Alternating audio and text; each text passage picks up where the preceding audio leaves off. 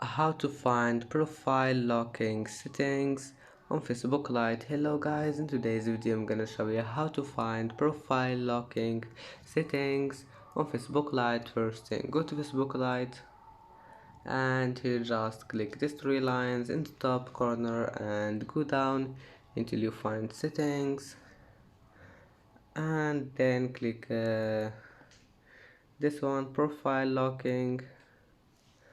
And as you see here, you can find profile locking and you can lock your profile if you want.